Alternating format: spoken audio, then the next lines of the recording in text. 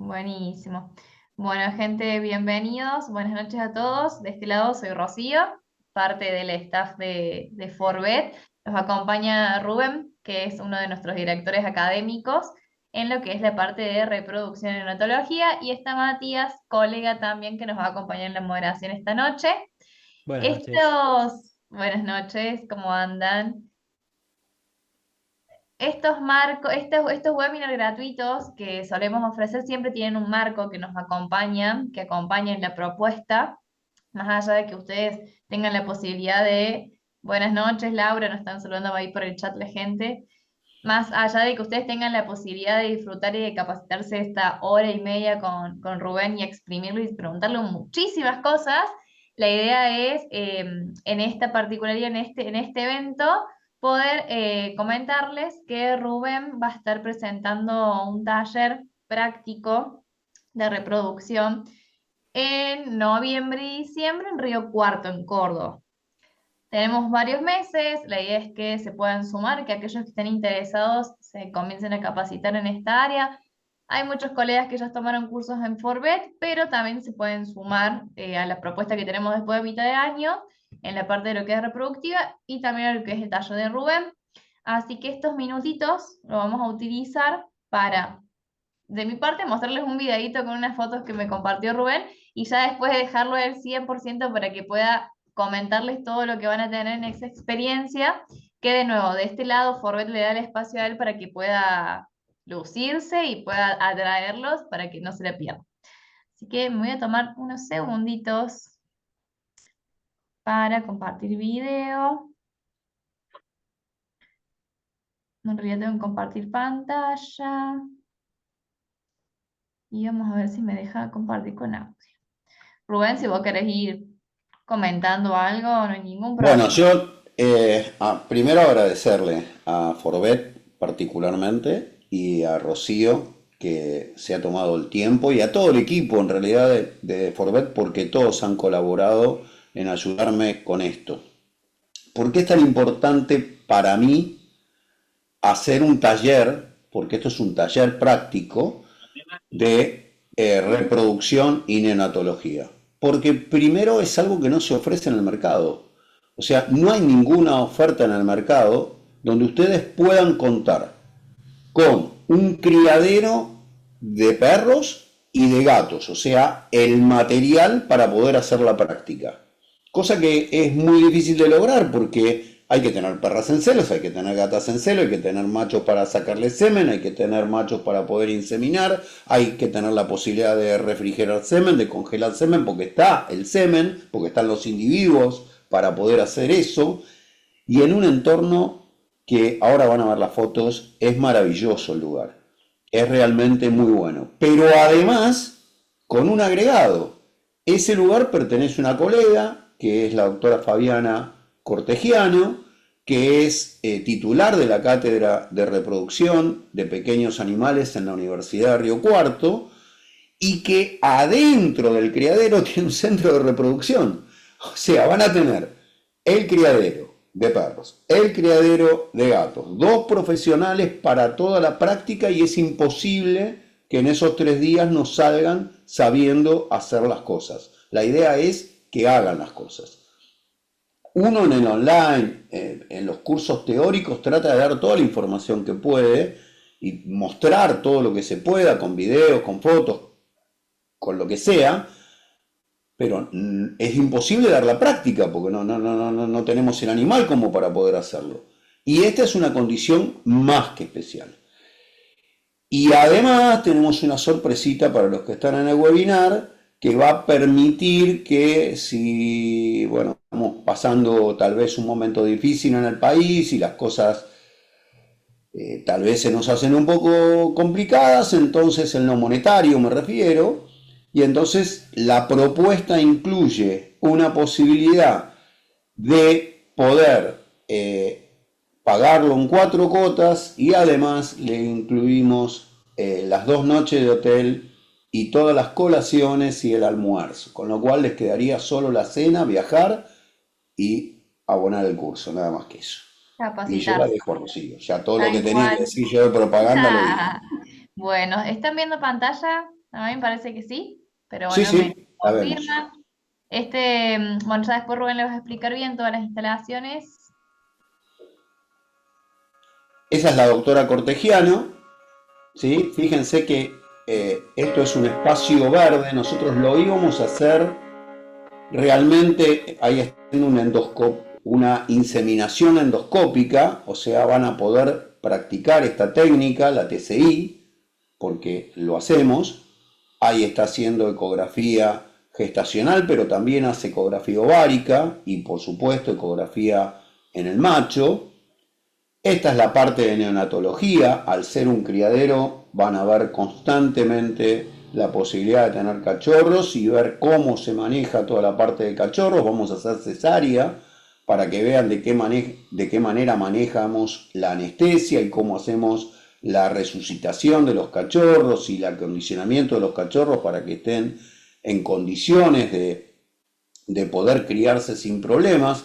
Tiene una variedad de razas, ¿sí? Entonces, y bueno, la verdad es que lo íbamos a hacer en junio, pero el frío nos mató. En Córdoba está haciendo mucho frío y en Río Cuarto más, y acá teníamos que trabajar afuera y realmente sí iba a ser muy difícil. Por eso decidimos correrlo para noviembre para que no se nos enferme nadie. Este es un videíto, creo, si no me equivoco. Sí, lamentablemente mi internet no estaría ayudando, pero Bueno, no importa, no importa. Ah, pero ahí fue, ahí Ahí fue. vamos viendo, ahí arranca. está medio bien el internet, no. Bueno, como dice bien, es No. un centro integral canino, faltó el felino, pero felino también es. Así que es criadero también de gatos persas. Así que también vamos a tener esa posibilidad de trabajar en el mismo lugar con caninos y con felinos. Es realmente un lugar muy, muy, pero muy, muy, muy bonito. Debe tener como 5 o 6 hectáreas de campo. Por supuesto no están todas dedicadas al criadero, pero además tiene caballos, ella hace equitación, así que es para pasar un lindo fin de semana, además de lo que tiene que ver con la actividad docente y práctica.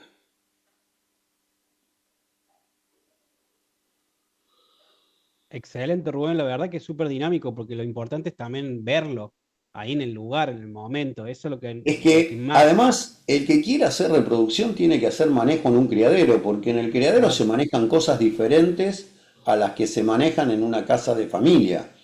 Obviamente que nosotros vamos a también que tener que atender a los propietarios que tienen una perra, pero qué mejor que estar en un lugar donde los problemas se presentan todo el tiempo, porque tal vez vienen tres cesáreas juntas o tal vez hay cachorros de diferentes edades que hay que manejar, así que es muy importante poder hacerlo.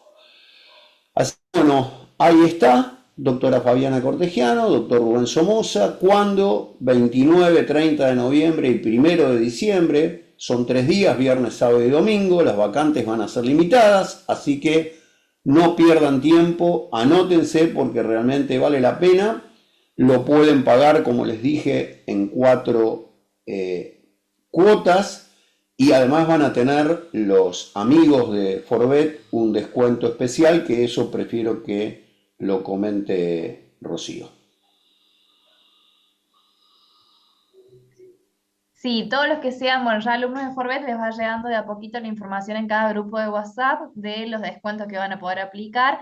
Y algo que me faltó decirles es que tenemos dos medias becas que se están sorteando en nuestras dos cuentas de Instagram, Forbet Argentina y Forbet-novedades. Y el sorteo es el día de mañana. Así que bueno, pueden aprovechar hoy, después de que terminen la clase con Rubén, para poder anotarse y cruzar los dedos. Es sin límite de comentarios, entonces les paso el chivo que mientras más comenten, más chances tienen de ganar. Así que bueno, de nuestra parte ya está todo, estamos en súper hora para que puedan comenzar el webinar como corresponde. Bueno, Rocío, muy gentil de ayudarme con esto y aprovecho a saludarlos a todos los que han colaborado conmigo, realmente con muy, muy, muy buena onda como siempre. Así que bueno, si están de acuerdo, nos lanzamos a los mitos. Muy bien. Rubén, antes de que Sí, comiences, yo les comento a los colegas que yo voy a estar disponible para que cuando necesiten hacer alguna consulta, puedan hacerla por el chat, así vos podés tranquilo dar la clase y ante cualquier duda, cualquier consulta, yo te aviso para que podamos, digamos, responderle en su momento. O si no, preguntar si pueden abrir micrófono, también estaría bueno, digamos, yo para no más tengo ningún dinámico hacer problema. la Me clase. pueden interrumpir, me pueden preguntar, me preguntan. Perfecto. Lo único que puede ocurrir es que en vez de terminar en 1 hora y media, terminemos más tarde. Por Claro. mi parte, yo no tengo ningún inconveniente. Aprovechen de Eh, sacarse todas las dudas. sí, yo no tengo drama. Realmente no Muy tengo. bien, excelente. Bueno, Muy bien. vamos Te doy entonces bien, por Omar. Podés compartir. compartir. Perfecto, Ok. vamos a compartir panas. Mientras yo les voy comentando a los colegas que no lo conozcan a Rubén, el especialista en neonatología, reproducción y pediatría canina y felina. Ha estado como disertante en múltiples congresos, tanto nacionales como internacionales. También ha sido miembro de la Sociedad Latinoamericana de Reproducción Animal. Así que tenemos a una persona súper idónea para esta clase. Aprovechenlo y apenas puedas nomás, Rubén, arrancamos. Allá vamos, estoy solamente corriendo las primeras diapositivas porque como ya las mostró las fotos este, Rocío, Rocío, no tiene sentido que insistamos con esto. Bueno, perfecto. bien, Todo ¿de qué tuyo. vamos a hablar? Vamos a hablar de mitos y verdades en reproducción canina. ¿Sí? Bien. Y esta es la pregunta que siempre estamos esperando los que hacemos reproducción. ¿Sí? Llega un cliente con su perra y nos dice, quiero que Lolita tenga cría. Y ahí empiezan todos los mitos que tenemos los propios veterinarios y los mitos que tienen los criadores, los propietarios a través de los criadores, y esto es importante que lo sepamos porque nos vamos a encontrar con que muchos de estos conceptos que yo les voy a tirar ahora, ustedes van a ver que se los van a transmitir también a ustedes. O sea, son preguntas que le van a hacer o cosas que le van a hacer, cuestionamientos que le van a hacer a ustedes. De entrada, todos los que quieren cruzar una perra con fines reproductivos, lo que van a requerir son altos porcentajes de preñez y camadas numerosas que además se desteten todas los cachorros y que lleguen a una venta o bueno, a poder ubicarlos de manera que todo esté perfecto. Bueno, es lógico, todos queremos bueno, barato y bonito, pero para que eso suceda tenemos que tener algunos conceptos claros.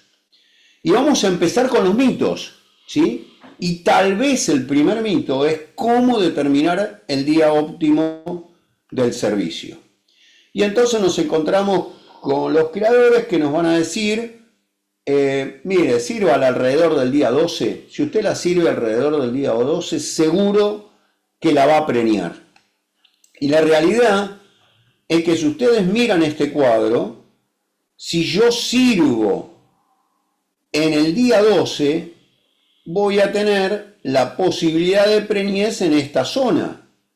Pero las perras no siempre son fértiles entre el día 10 y el día 13. Esto es un estudio sobre 765 perras que se hizo en la Universidad de París, en Alfort, en el CERCA, que es el Centro de Estudios en Reproducción de Caninos. ¿Y qué es lo que vemos? Que eso que está dentro del recuadro efectivamente se preñaría, pero todo lo que está antes y todo lo que está después no. Entonces vamos a tener alrededor de un 50% de falla. Segundo mito, la aceptación del macho. No siempre es un buen indicador del momento óptimo. No todas las perras aceptan a los machos, ni todos los machos son suficientemente libidinosos, vamos a decir así. ¿Sí? No es siempre un buen indicador. No todas las perras se quedan quietitas y corren la cola para aceptar el servicio. La verdad es que la aceptación del macho es una conducta del estro y el destro dura en promedio 7 días, pero puede durar hasta 15 días. Entonces, no está relacionado con la ovulación, está relacionado con el estro. Y la ovulación es cierto, está durante el estro, pero no ocupa todo el espacio del estro. Además, el periodo de fertilidad óptima puede variar entre celos sucesivos en la misma perra, cosa que habitualmente la gente cree que si esta vez la perra se preñó sirviéndole el día 11, 12, 13 o el que fuera, en el próximo celo lo va a repetir. Y esto no es así. Un 44% de las perras tiene variaciones significativas entre los celos sucesivos. No solo modificaciones, sino modificaciones importantes. Mito número 4. El color de las secreciones. Si yo miro las secreciones, voy a decir que este es el crecimiento de las secreciones. Primero es blanquita, después es netamente sanguinolenta, poco a poco se va oscureciendo hasta que en el diestro ya es casi oscura. Esto sería de libro, pero la realidad es que el incoloro del anestro, el rojo del proestro, el rosado del estro, el amarillo en un problema infeccioso que luego tendré que seguir el camino diagnóstico, o el amarronado en el diestro, tampoco se da en todas las perras, con lo cual es otro mito que nos puede hacer errar.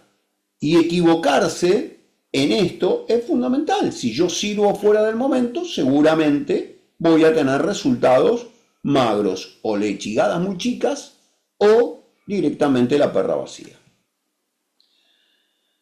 Con los años apareció un aparatito que muchos criadores lo pusieron en uso y que en realidad dijeron, bueno, ahora salteamos al veterinario porque con este aparatito yo puedo determinar el celo, y es un aparato que abre la conductibilidad eléctrica del moco vaginal, ¿sí? Se llama Draminsky el método, y la realidad es muy poco certero, tiene error, tiene bastante error, y da una pobre predictibilidad con respecto, por ejemplo, a la medición de la progesterona cuantitativa o de la ecografía ovárica, que ya después vamos a hablar de este tema. El aparato mide un número, ¿sí? Ese número se registra, ¿sí? También ha sido estudiado en Alford, y en Alford utilizaron una variante del método Draminsky que se llama Ovustat, ¿sí? Bueno, es un poquitito más certero, no tampoco tan certero, pero fíjense, este sería el momento de la ovulación, y lo que vemos es que la ovulación determinada con una precisión de más o menos 24 horas solamente en un 70 a 75% de los casos, es obviamente más eficaz que solamente hacer un frotis vaginal, porque el frotis vaginal nos está hablando de los estrógenos y a nosotros nos interesa la progesterona, pero bastante menos que la ecografía ovárica más la progesterona, y la diferencia máxima entre la ovulación real y la ovulación determinada por el aparato puede estar hasta en 60 horas. 60 horas es un montón para la vida del semen si es que estamos en el límite de la fertilización, con lo cual tampoco es el método ideal. Luego tenemos los test colorimétricos. También los pueden adquirir cualquiera, la interpretación parecería ser fácil, pero en realidad tampoco es un buen método. ¿Por qué? Esto es el test colorimétrico.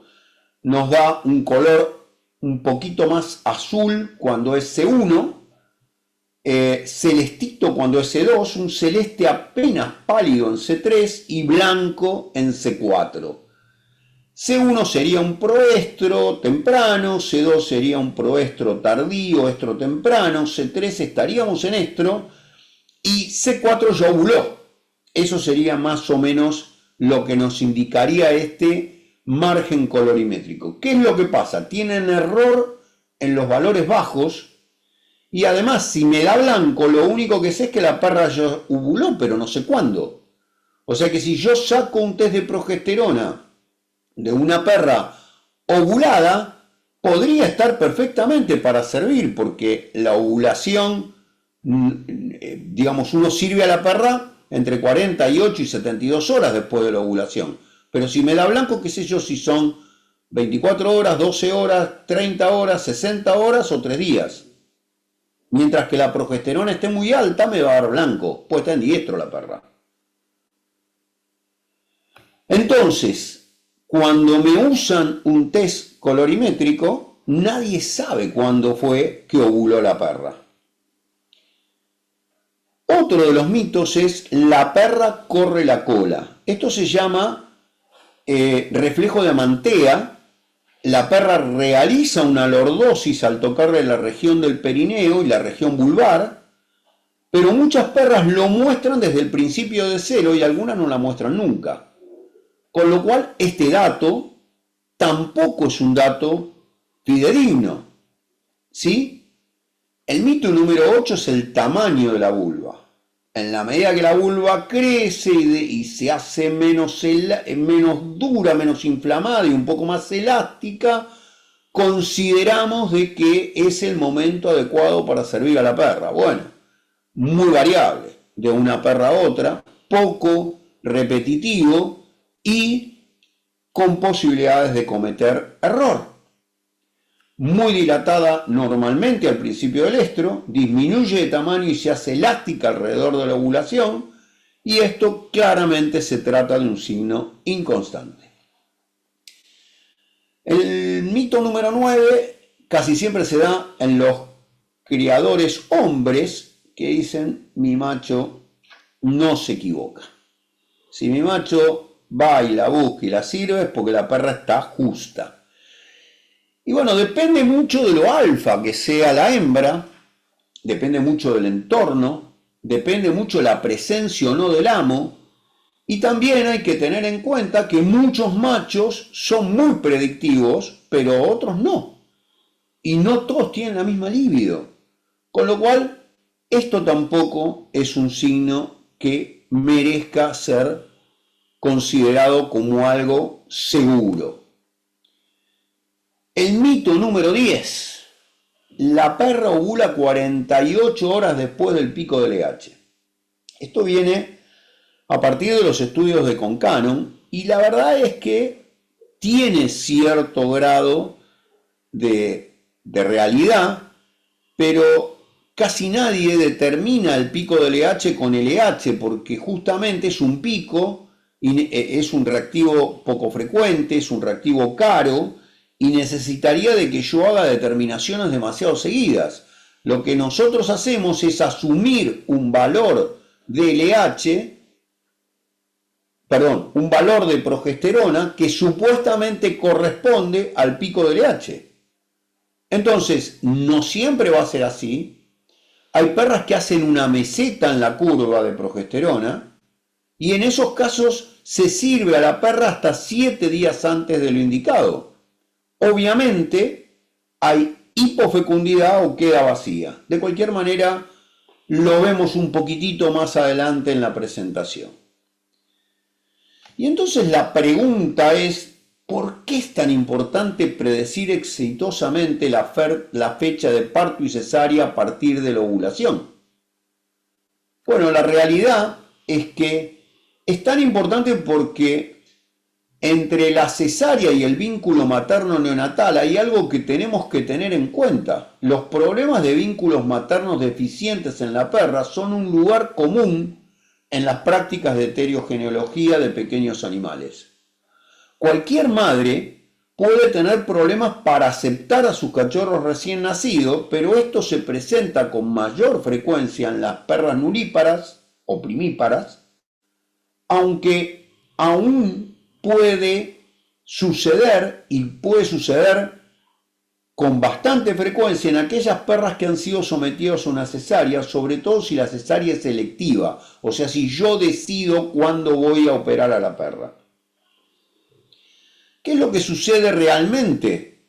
Los niveles de prolactina aumentan al final del diestro y este es muy marcado posteriormente a la disminución de la progesterona. O sea, cuando la progesterona cae en inmediaciones del parto por la luteólisis inducida por el aumento de la CTH y los corticoides en el feto, se produce entonces este pico tardío de prolactina. Pero resulta que si yo hago una cesárea programada y eso no coincide exactamente, se anticipa al momento en el cual el parto se produciría normalmente, lo que va a suceder es que todavía no comenzó la luteólisis, perdón, o comenzó pero todavía no finalizó, y esto va a generar un asincronismo entre el nacimiento de los cachorros y los eventos hormonales. Básicamente, no va a haber suficiente prolactina y no va a haber suficiente oxitocina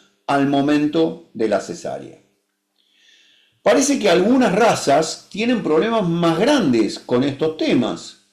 Incluso pueden atacar a sus cachorros, Pitbull Terriers americanos, Staffordshire Terriers americanos, Rottweilers, Bulldog ingleses, pastores alemanes. Bueno, el manejo de una perra que no acepta a los cachorros e intenta hacerle daño es claramente una situación difícil para el criador y para el veterinario. Los tratamientos sugeridos son limitados y a menudo conducen a la frustración. Lo mejor que podemos hacer es que la cesárea sea hecha cuando corresponde hacerse. Porque si no, nos podemos encontrar con esto.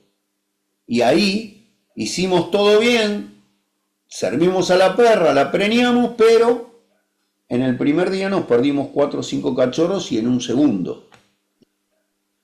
La siguiente pregunta es ¿por qué la perra no tiene leche?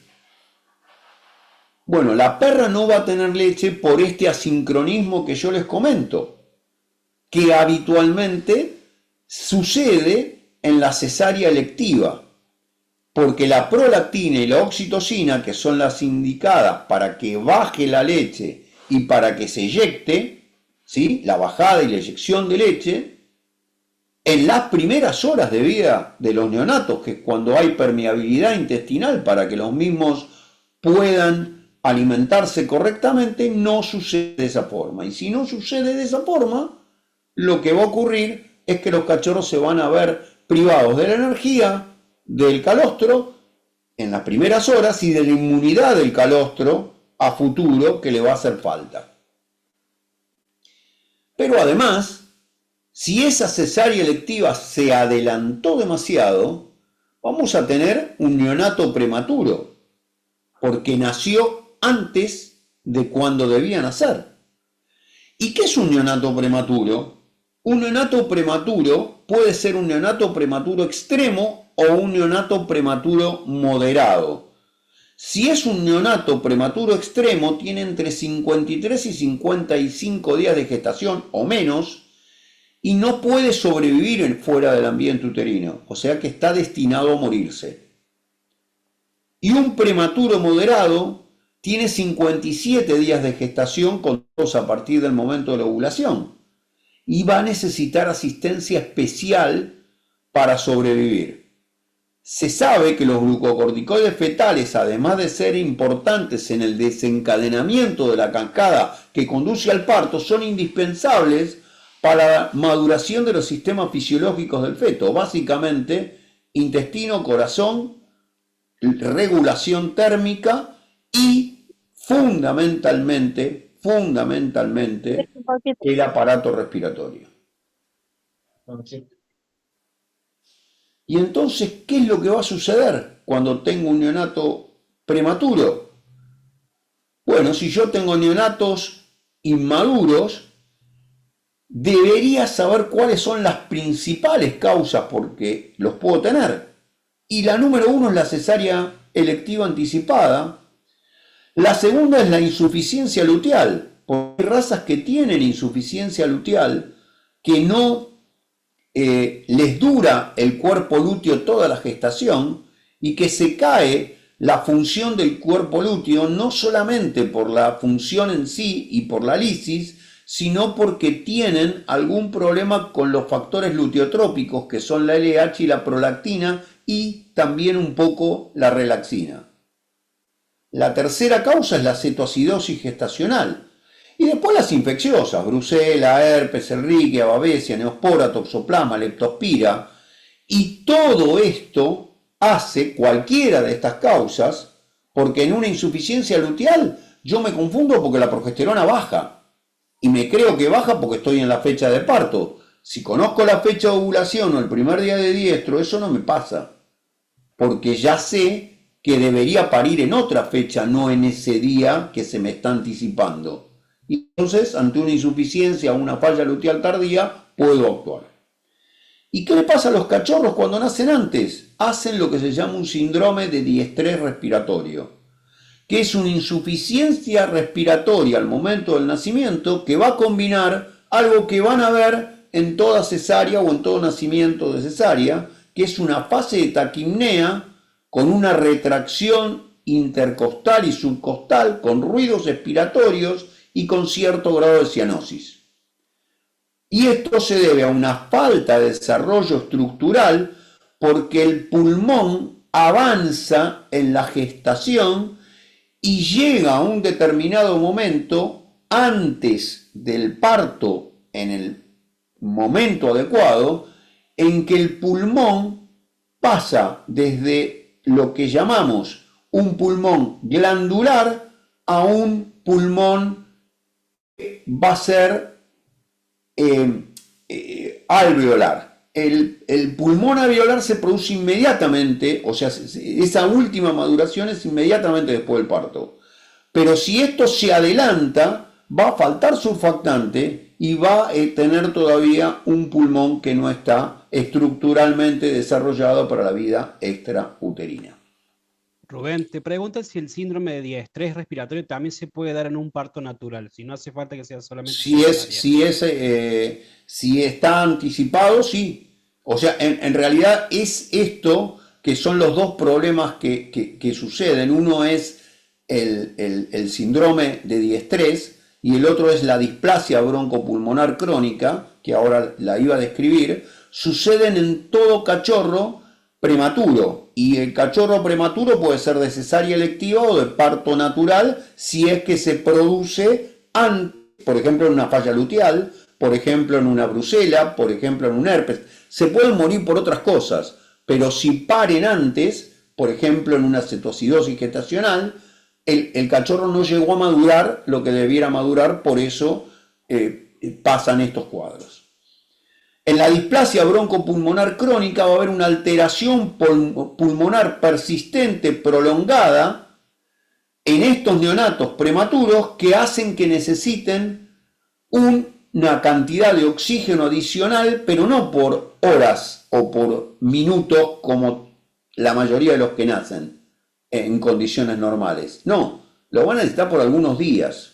Y eso se debe a los barotraumas, a los volutraumas, y a la inflamación que se produce por esta práctica ventilatoria que les comenté que es inadecuada y que se produce en los neonatos prematuros que pueden vivir, que son los de 57 días hasta 60 días, porque los que tienen menos no van a vivir. También se produce, pero no van a vivir. Y la pregunta del millón es: ¿cómo averiguo la edad de los neonatos entonces? Porque a mí me interesa saber la edad de los neonatos, porque no quiero que sean prematuros. ¿Cómo hago? Bueno, la realidad que lo mejor es que conozca la fecha de ovulación y el primer día de diestro, o el pico de LH. Pero si no lo tengo, si no lo sé, me tengo que guiar por las ecografías. Y ahí tengo un cálculo de edad fetal que va de acuerdo al tiempo de gestación, que lo voy a hacer con los datos ecográficos que van a ser morfométricos, unos, otros son el índice de resistencia de la arteria umbilical si es que tengo un Doppler, y la frecuencia cardíaca en todos los casos. La frecuencia cardíaca puede fallar porque en realidad dependerá de cómo la tomo, la tengo que tomar en promedio de todos los cachorros, porque tal vez alguno está dormido y lo despierto, o por ahí hay un cachorro que está mal y ese tiene una mala frecuencia, pero los demás están bien, o sea que yo miro el panorama general. En cuanto al tema de el seguimiento de la evolución del celo, bueno, el pico del LH, que teóricamente decimos que está en torno a los 2 nanogramos por mililitro de progesterona, me dice que el parto va a ser 65 días más o menos 2. La ovulación, que en teoría es 5 a 10 nanogramos por mililitro, después lo vamos a ver que no siempre es así, serían 62 más o menos 2 días. Y la maduración de los ovocitos, es decir, cuando está lista la perra para ser servida, en general hablamos de 10 a 15 nanogramos por mililitro y ahí hablamos de 60 días más o menos 2 días. Y lo cuarto es el primer día de diestro. Si ustedes siguen con los frotis vaginales y llegan al primer día de diestro, voy a estar hablando de que más o menos voy a estar en 57 días siguientes, más o menos 2 días, voy a tener el parto normal. De esta manera es imposible que yo tenga cachorros prematuros, porque si me coincide con estos valores y si tengo más de uno de estos valores, mucho mejor, seguramente no voy a tener cachorros prematuros. Si quiero hacerlo por el seguimiento ecográfico, depende de cuándo lo vaya a mirar. Si es menos de 40 días a partir del pico del LH, o si es de más de 40 días a partir del pico del LH, y ahí hay fórmulas que hablan que la edad gestacional es igual a 6 por el diámetro de la bolsa o saco gestacional, más 20, o que la edad gestacional es 3 por el largo del cuerpo del feto, más 27, y si es después de los 40 días, la edad gestacional va a ser 15 por el diámetro biparietal más 20, o 7 por el diámetro torácico más 29, o una combinación de ambos, 6 por el diámetro biparietal más 3 por el diámetro torácico más 30, ¿sí? Y esto es lo que me va a dar la edad gestacional final, considerada para 65 días, que sería la edad gestacional después del pico del LH. Rubén, Si quiero hacerlo, sí. acá justamente Laura Mogollón nos pregunta cuál sería el IR, cuál sería el parámetro del IR. No sé si querés replantear Del la índice de pregunta, Laura. resistencia, Sí, ahora se lo digo. perfecto. Ya te lo comentan entonces, Laura. Si estamos entre 30 y 35 días de gestación, el parámetro es 0,89 más menos 0,2. Si estamos en 48 horas antes de la cesárea, el parámetro es 0,76 más menos 2, 0,02. Y si estamos en el día de la cesárea, considerando una cesárea de 60 días del pico del LH, estamos en 0,72 más menos 0,02. Esos son los valores que en promedio se manejan si es que uno tiene la posibilidad de tener un Doppler e interpretarlo correctamente. ¿Cómo planifico entonces yo una cesárea? ¿Cuándo la hago? Bueno, una cesárea normalmente, si yo tengo más de 60 días a partir de la ovulación, voy a tener un 80% de surfactante pulmonar y puedo hacerlo sin ningún problema. Pero nosotros habitualmente queremos ir un poquito más para acercarnos a la fecha de lo que sería el nacimiento natural. Entonces intentamos hacerlo en el día 61 y ahí vamos a tener un 100% del surfactante, vamos a tener un peso normal y vamos a tener secreción láctea en la mayoría de las perras, con lo cual lo más probable es que tengamos todo en orden. ¿Por qué no queremos hacerlo en el día 62, que sería el día ideal? Porque en el día 62 nos puede pasar de que la perra entre en trabajo y yo la tenga que inhibir. Porque en general al día 62 es bastante probable que se desencadene el parto normalmente. De esta manera no se desencadena el parto, no hay nistosia, no hay sufrimiento fetal, con lo cual la mortalidad de cachorros viables, por supuesto no de una malformación, pero de cachorros viables debería ser nada. Sí hay que tener un poquito de cuidado con la liberación de la placenta porque habitualmente está un poquito más adherida, entonces la tracción tiene que ser delicada al momento de la cesárea. Pero esto, por lo menos en nuestra práctica, que, no sé, yo tenía un criadero donde tuvimos más de 2000 partos, con lo cual puedo hablar claramente de que en general no tenemos problemas con esto y la gente de Toulouse, de la Universidad de Toulouse, de Neoquer coincide con estas apreciaciones y la gente el doctor, por ejemplo, Levy, el doctor Alan Fonbon, Paulo Borges, la mayoría de los colegas especializados en el tema a nivel mundial coinciden con esta apreciación que les digo. En definitiva, ¿cuál es la gran verdad que tenemos en reproducción? Es que determinar con precisión el momento de la ovulación es la llave que abre todas las puertas en reproducción. Es el keipon para reproducción. Ahora, ustedes tienen todo el derecho de preguntarme, doctor, esto ya lo sabíamos. Sabíamos que determinar la fecha de ovulación era el momento. Sabíamos que conociendo los valores de progesterona, todo debería funcionar bien, pero no obstante esto a veces no funciona. Y entonces, ¿por qué? ¿Qué es lo que pasa? Bueno, vamos a hablar primero de cesárea programada y después vamos a ver por qué pasa lo que no debería pasar cuando pasa. En cuanto a cesárea programada, quiero sacarles algunos mitos. Bueno, la frecuencia cardíaca, esto sería una frecuencia cardíaca de 200, ¿sí? Más o menos tienen que hacerse al oído a esto, porque a veces no tienen el ecógrafo a mano y tienen estetoscopio, entonces deberían más o menos tener una idea de cuántos son 200. Esos son 200. ¿Qué cosas tengo para decirle? Bueno, inicialmente, usen cuñas de rotación, porque si no van a tener problemas con el síndrome de hipotensión supina. Traten de que la perra primero tenga la presión de los cachorros, no sobre el diafragma, sobre todo si es una braquicefálica. Entonces debe estar ciertamente inclinada y un poco rotada.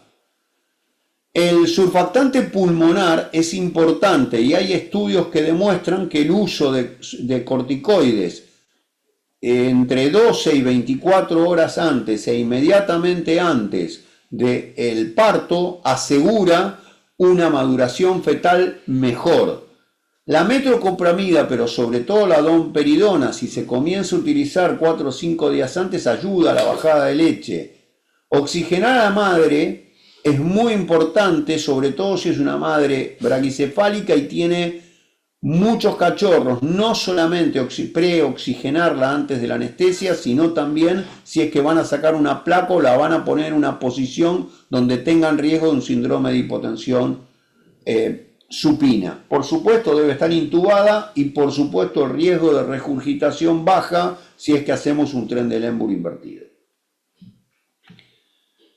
La cesárea programada tiene algunos comentarios que a mí me interesa hacer. Favorecer el depósito del surfactante pulmonar con corticoides o con alicin, muy buena idea. Oxigenar 20 minutos antes de la cesárea, muy buena medida. Y como les dije, Pilerán o domperidona para la bajada de calostro. Pueden empezarlo hasta 5 días antes o cuando empiezan a ver habitualmente peristaltismo en la eco, que empieza incluso hasta 7 días antes. Preoxigenación y esta posición para que no tenga presión. En este caso tiene un catéter intranasal y le están pasando un oxígeno tranquilito. La perra ya está preparada para ir a cesárea, pero mientras tanto está cómoda, acolchada y en una posición donde está bien. Así son las cuñas. Ese plano inclinado me ayuda para evitar la regurgitación. Así lo terminamos preparando el campo. Siempre hay que tener mucho paños de campo, algodón, algo que absorba los líquidos, porque habitualmente son, sobre todo en ciertas razas que suelen tener muchos cachorros, burdeos por ejemplo, mucho líquido. Entonces hay que estar preparados para eso.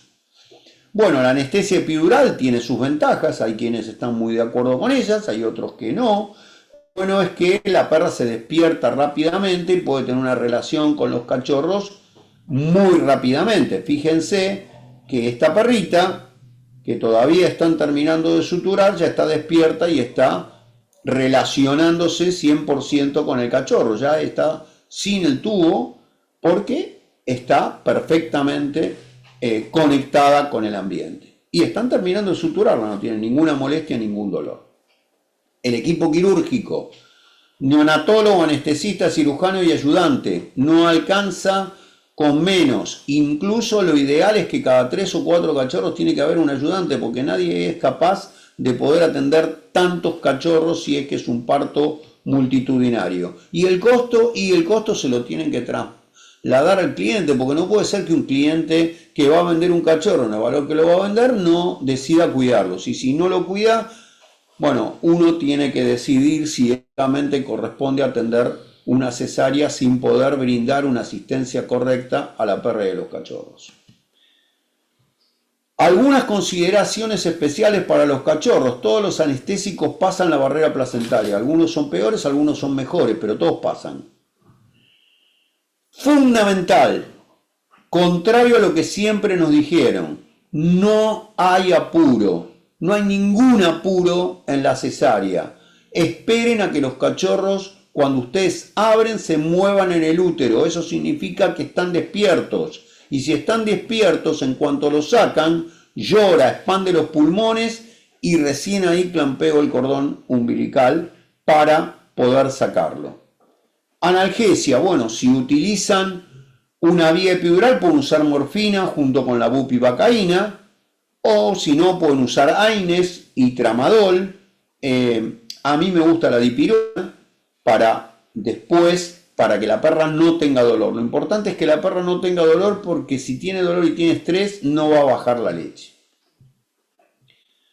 Siempre oxígeno y calor a los neonatos. Tengan una incubadora o algo que lo asemeje.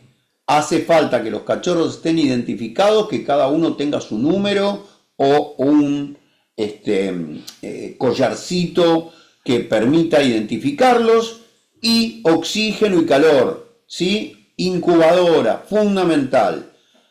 El llanto, estimular el llanto. En cuanto el cachorro tiene llanto, expande los pulmones y esto hace que luego la cosa funcione muy bien. Y por supuesto, extraer las secreciones, que no significa sacudirlo de ninguna manera. Lo hacen con una pera de goma o con estos tipos de succionadores de moco de humano y funcionan perfectamente bien.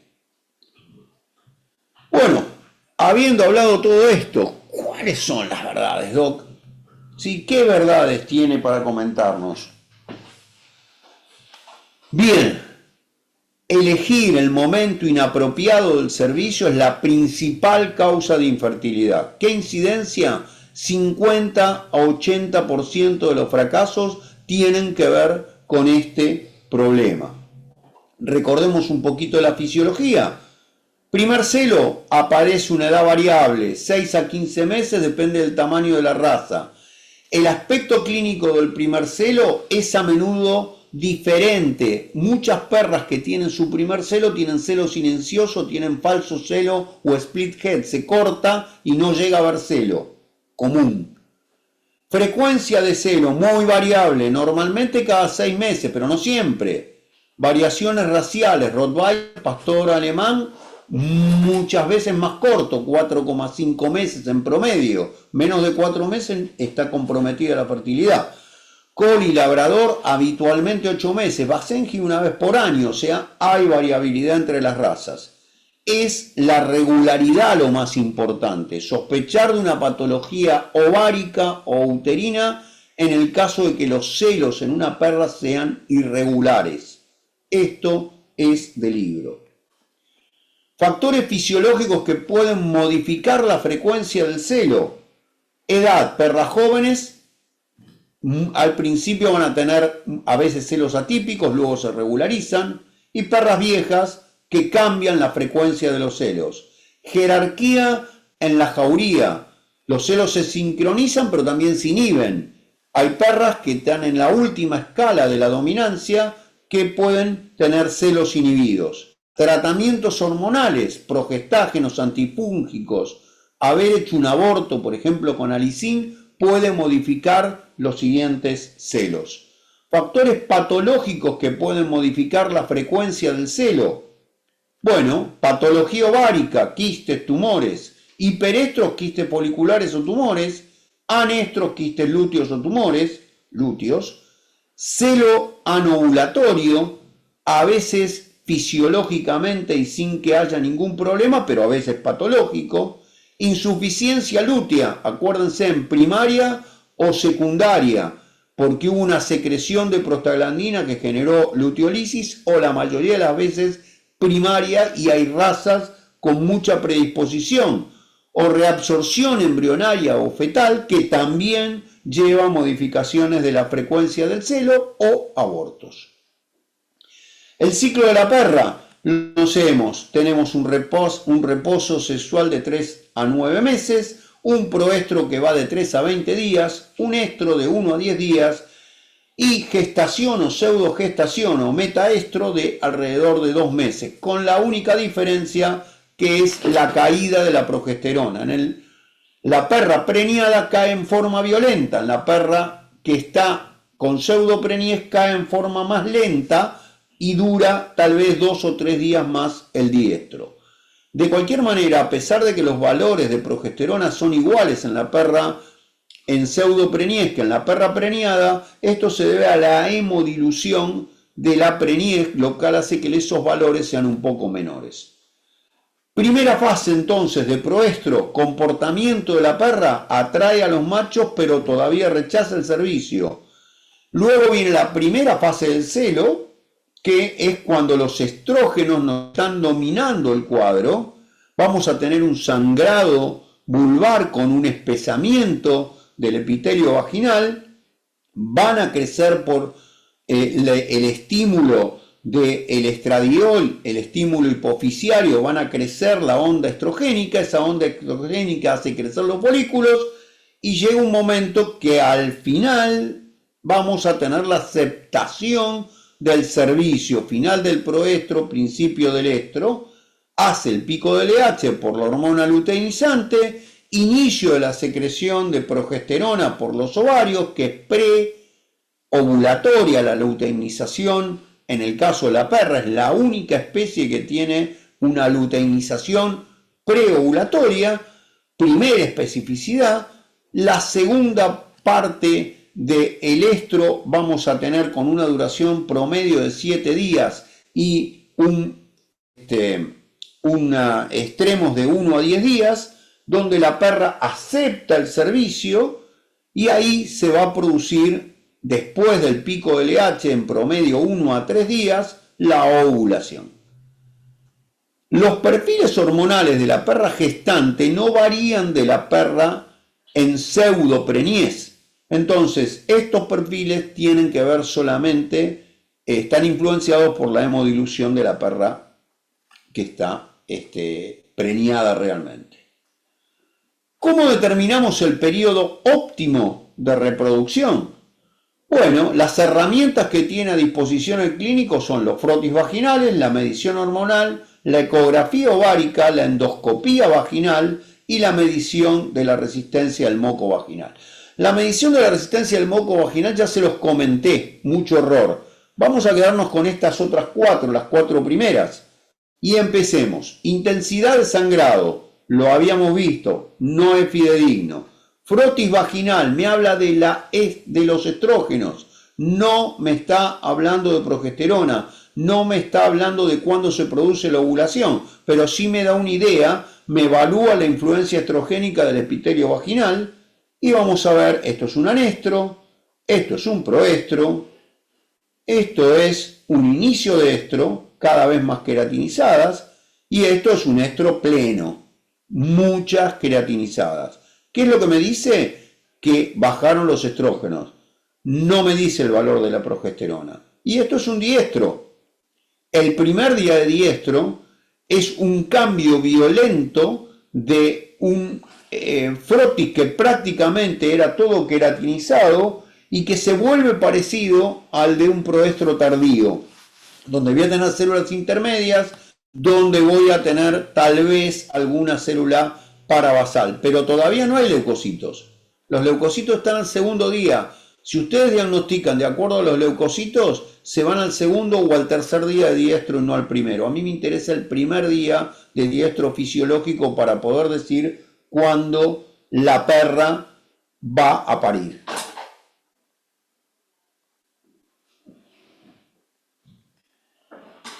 ¿Qué más podemos hacer? El aspecto endoscópicos de los pliegues vaginales. Bueno, tenemos que tener un endoscopio. No, para esto no. Podríamos tener un otoscopio digital. Y con un otoscopio digital también vamos a poder verlo. ¿Sí? Entonces, ¿qué es lo que hacemos? Miramos y vemos una pared vaginal lisa y fina. Esto es un anestro. Un proestro se empieza a edematizar, empieza a ver secreción, empiezan a haber pliegues, ¿sí? Bueno, hasta que esos pliegues hacen lo que se llama una especie de papel coarrugado, que es la crenulación. Esta crenulación nos habla del estro, nos habla de la ovulación. Y después tenemos el diestro, que es diferente ya a esto que veíamos acá. Totalmente, esto está deshidratado por aspecto de la progesterona y esto ya está edematizado nuevamente en el diestro. Entonces, esta diferenciación que les estoy diciendo nos permite también saber cuándo la perra ovuló. Mediciones hormonales. ¿Cuáles? La medición del LH, lo que les dije, ideal en la teoría, pero es un pico que dura entre 12 y 24 horas. Necesito 1 o 2 tomas diarias para poder determinarlo. Es un reactivo caro y en general nadie mide LH. Nadie en la práctica mide LH, excepto para investigación. Entonces medimos progesterona. Hoy la progesterona es la mejor medida para poder saber la ovulación de la perra, pero hay que conocer algunas cosas. 2 eventos principales: el valor de la progesterona al momento del pico del LH y el valor de la progesterona al momento de la ovulación. Y yo les digo acá entre 1 y 3, acá entre 5 y 10, promedio, pero no siempre es así, ¿sí? Si yo debo hablar de el aumento preovulatorio, como les dije, 2, 2,5, 3 es el pico del LH, ¿sí? Y entre 24 y 72 horas, media 48, ovula, variable. Y entre el momento que pensó el celo, el pico del LH y el crecimiento de la progesterona pueden pasar 5 o 7 días. Tengan en cuenta que los valores de progesterona al momento de la ovulación son bastante constantes. Miren acá, estamos bastante parecidos con diferentes perras. Pero miren acá, acá hay mucha dispersión. Y hay tanta dispersión que realmente yo puedo poner un promedio para la ovulación y es bastante parecido si estoy trabajando con el mismo aparato, pero es diferente si yo quiero ver qué es lo que pasa al momento de la maduración. Recuerden que pasan para esto 48-72 horas, que es la segunda especificidad de los caninos. Porque el ovocito es inmaduro, no es maduro, madura 48-72 horas después. O sea que el servicio tiene que ser después de la ovulación. ¿Ok? Entonces, tengo primero el pico del LH, después la ovulación y después el periodo fértil. Yo sirvo con otro valor de progesterona, no con el valor de ovulación. Y ahí tengo una alta dispersión en el momento fértil. ¿Qué me quiere decir esto? Que el valor de progesterona no debería ser una limitación si es que yo estoy seguro que el cuello está abierto, porque si el cuello está abierto todavía no degeneraron los ovocitos. Entonces la puedo servir. Y hay diferentes curvas de progesterona. Hay perras normales, que sería este crecimiento de progesterona. Hay perras rápidas, Schnauzer miniatura, por ejemplo, y hay perras lentas, ¿sí? Entonces, depende de cómo sea la perra, es la curva de la progesterona, debo conocerla. Y depende del equipo. Estos son 3 equipos diferentes y tienen 3 curvas de crecimiento diferentes. Entonces, ¿cuándo va a ser el momento de la inseminación? Bueno, la progesterona empieza a crecer con el comienzo de la oleada de LH, a partir del pico de LH o 24 horas después del pico de LH. Esto significa que los valores de progesterona al momento del pico de LH van a variar según los estudios entre 1 y 4. Con minividas, por ejemplo, 3 a 5. Con un equipo que se llama Minividas, que es de Biomerie, 3 a 5. ¿Qué es lo que me hace a mí estar seguro que la perra ovuló? La duplicación, por lo menos, del valor de progesterona. Porque la ovulación se produce en poco tiempo, más o menos 24 horas, a lo sumo 36. Y en ese tiempo, todos los folículos explotan. Y cuando explotan, liberan el líquido que estaba dentro del folículo. Y el líquido que estaba dentro del folículo que tenía progesterona. Entonces, una perra que el día de la ovulación o un ratito antes tenía un valor de 6, de 7, va a tener un valor de 14 al otro día y muy posiblemente tenga un valor de 20 al día siguiente, con lo cual me asegura que ovuló. Si no hay esa explosión, ese crecimiento en el valor de la progesterona, difícilmente la perra haya ovulado.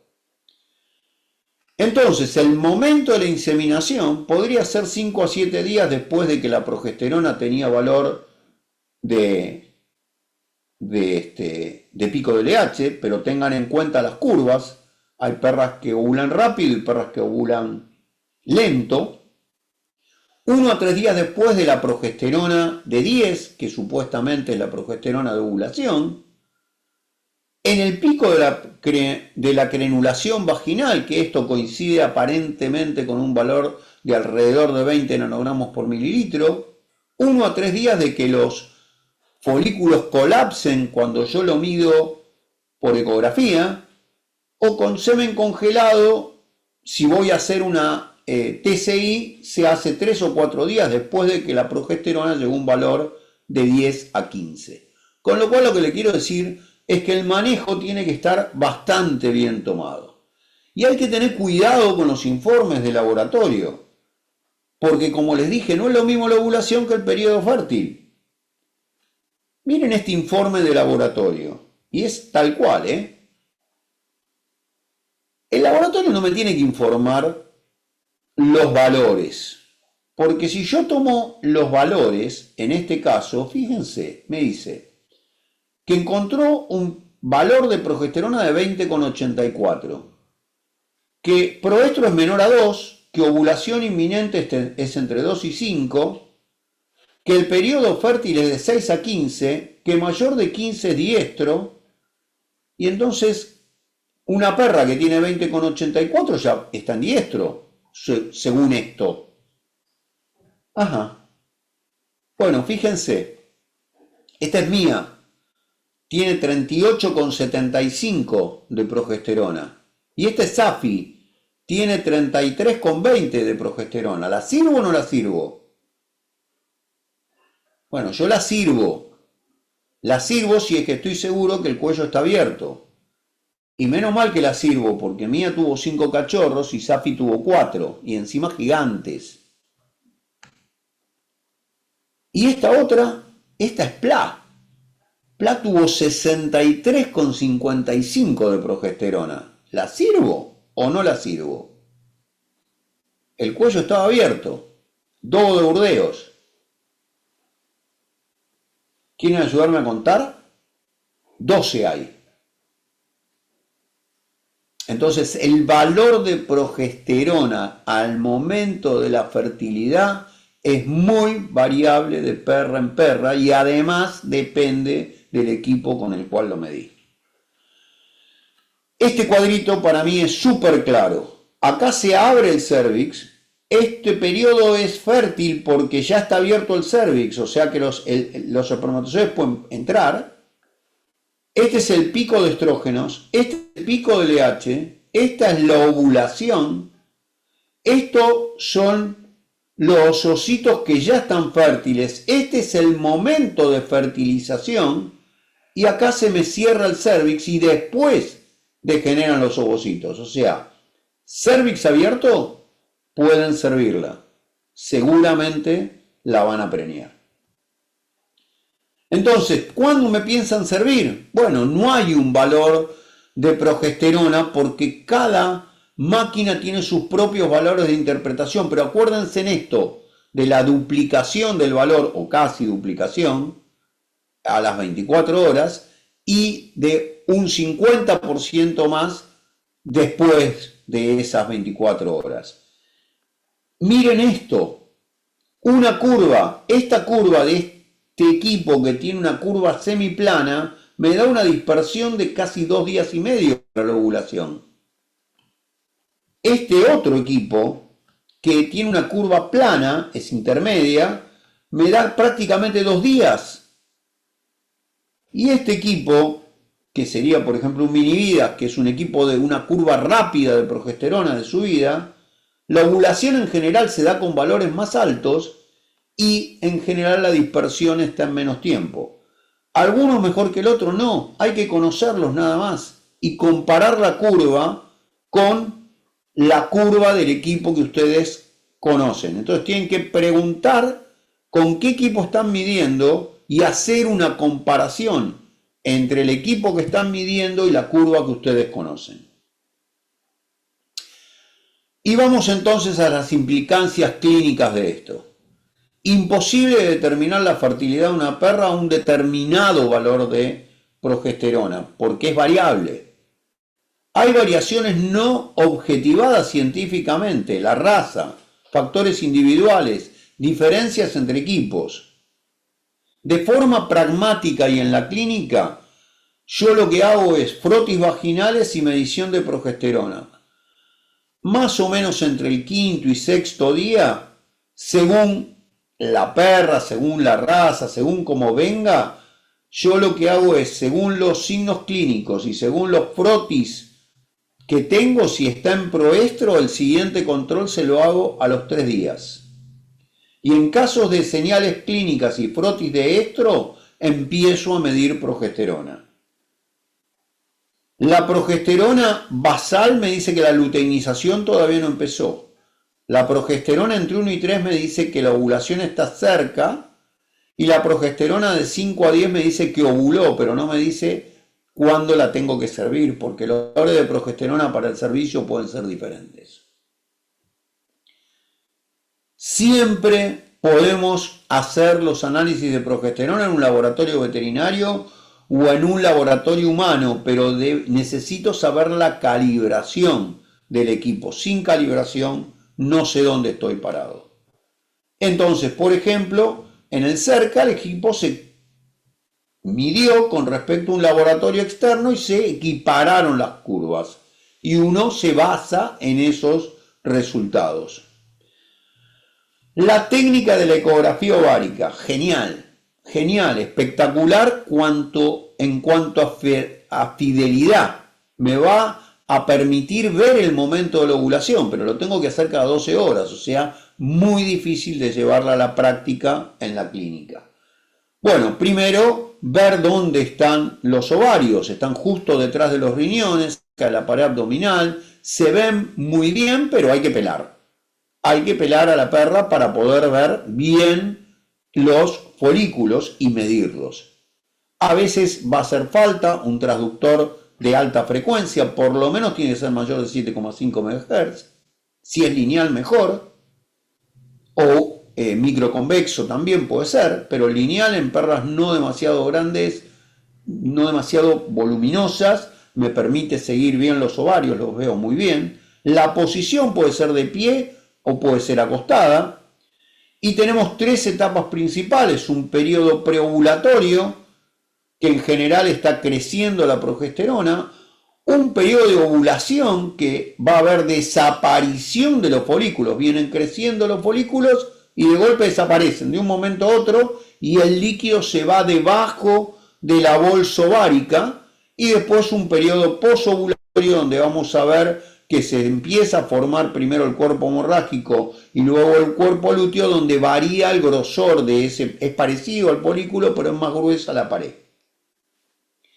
En la práctica, la ecografía ovárica es un buen complemento para el seguimiento de una perra que le están haciendo frotis y le están midiendo progesterona, y en realidad no es necesaria hacerla antes de los 2 nanogramos.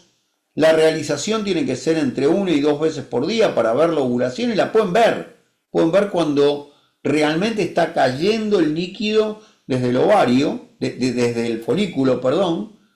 Comparada con la medición de progesterona, mejora un 15% en función de la raza, o sea, me da un 15% más de preñez y yo me aseguro por más de una técnica. Entonces, si ustedes tienen primer día de diestro, ovulación por progesterona y encima agregan ecografía ovárica, van a estar arriba en los resultados de preñez.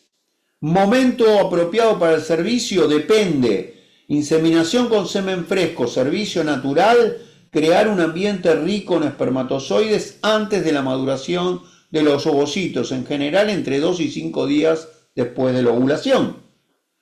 Momento apropiado para el servicio. Bueno, si estoy trabajando con semen refrigerado, congelado o un semen de mala calidad, debo optimizar la determinación de la ovulación, y las inseminaciones se hacen más tardías para reducir el tiempo de espera de los espermatozoides para la fecundación. Lo mejor es con 2 o 3 inseminaciones. Yo voy a aumentar significativamente la tasa de gestaciones y el tamaño de la camada. Entonces vale la pena dar 2 o 3 servicios, por más que quieran guardar el macho. Los servicios y la inseminación artificial después de la ovulación, si el servicio es natural y se dispone de 2 servicios, lo hago 1 y 3 días después de la ovulación. Si se dispone de un solo servicio, preferiblemente hacerlo 2 días post-ovulación. Con semen refrigerado o congelado, idealmente 2 y 3,5 días post-ovulación. ¿Qué interés entonces tiene determinar la ovulación? Determinar el periodo de fertilidad óptima, maximizar la prolificidad. Es la primera etapa ante cualquier procedimiento diagnóstico de infertilidad, y saber con suficiente antelación la fecha probable de parto. ¿Qué interés tiene entonces? Diagnóstico precoz de gestación entre el día 20 y 23 posovulación, con lo cual voy a poder detectar las fallas luteales y las preñeces tempranas. Seguimiento de las gestaciones con riesgo. Estimación de la fecha de parto. Control de la perra que pienso que tiene una falla luteal o que es posible que la haya tenido en otro celo, o tiene una raza que tiene predisposición, ovejero alemán, terranova, rottweiler, boyero de Berna. Y por supuesto, elaboración de un protocolo de cesárea programada. Y dejo para último algunos temitas que me gustaría tocar, que tiene que ver con atavismos que tenemos de nuestra formación profesional. Vamos a ver los efectos negativos de la castración, porque hablan de la castración sí o no, y hablemos de la castración temprana sobre todo. ¿Se acuerdan que los americanos tenían un trabajito que nos decían de que si uno castraba tempranamente solucionaba una serie de problemas? Bueno, Resulta que ese trabajito tenía 6N, un número de 6. 6 perros, sobre 6 perros midieron. Pero después empezamos a hacer más estudios y empezamos a ver determinadas cosas. Problemas articulares, cáncer, enfermedades autoinmunes y obesidad secundaria, en el caso del macho, por ejemplo, a la castración. Fíjense, trabajos para que lean y para que compartan. La ovohisterectomía y la orquidectomía aumentan la prevalencia de ruptura del ligamento cruzado anterior. La incidencia de esta dolencia articular en los golden es del 5%, mientras que en los machos castrados antes de los 6 meses de edad un 27%, y en los machos castrados con menos de un año es 2 veces mayor la incidencia de displasia coxofemoral. Entonces, por lo menos hay que considerarlo. Esto es otro trabajo que está hecho en ovejeros alemanes y habla de la asociación entre los disturbios articulares, el cáncer y la incontinencia urinaria. Incidencia de dolencias articulares normalmente en la raza 6,6%, machos castrados antes de los 2 meses 20,8%, machos castrados entre los 6 y los 11 meses 16%. Incidencia de ruptura del ligamento cruzado anterior en machos no castrados 1%, en machos castrados antes de los 6 meses 12,5%, en machos castrados entre 6 y 11 meses 8,3%. Ojo. Incidencia de linfoma en el macho golden 4%, machos castrados antes de los 6 meses, 6%. Machos castrados entre los 6 y los 11 meses, 11,5%. Casi 4 veces. 3 veces, perdón. Hemangiosarcoma torácico en el golden y en el bulldog. Machos esterilizados con menos de un año representan 3 veces más probabilidades de desarrollar tumores cardíacos. Un estudio de entre el año 1982 y el año 1995. Problemas de sarcoma en Rottweiler. Rottweiler, la incidencia de osteosarcoma entre un 8 y un 12,4%. Machos castrados antes del año 28,4%, o sea, 4 veces mayores que los no castrados. Y acá tenemos un montón de efectos de la gonadectomía en diferentes afecciones, ¿sí? Atopía, enfermedad de anemia autoinmune, miastemia graves, colitis, hiperadrenocorticismo, hipotiroidismo, enfermedad poliartrítica inmunomediada, trombocitopenia inmunomediada, enfermedad inflamatoria del intestino delgado, lupus eritematoso, pénfigo complejo y piómetra. Y fíjense los resultados. Perras intactas, perras esterilizadas, machos intactos, machos esterilizados. O sea, hay que tener estudios serios. Entonces, Rubén, se podría decir que estamos viendo principalmente razas medianas y grandes, en las cuales sería ideal. Es lo que voy a decir exactamente ahora. Bien. Después de que la literatura examinó y se hicieron estudios, queda claro que no va a haber una edad óptima para castrar a todos los perros, pero que estoy leyendo del portugués porque esto me lo compartió un colega portugués, Paulo Borges, y me dice que la edad ideal va a depender de varios factores, incluyendo el tamaño corporal, la raza y las dolencias específicas, entre otras. Y la edad ideal para castrar perros de ciertas razas como Rottweiler, Golden, Labrador, Pastor Alemán y Bisla, cada vez está siendo menos clara a medida que los estudios están siendo conducidos, y lo que dice que hay que postergar la castración en ese tipo de razas. Y ahora vamos a la ovariohisterectomía electiva.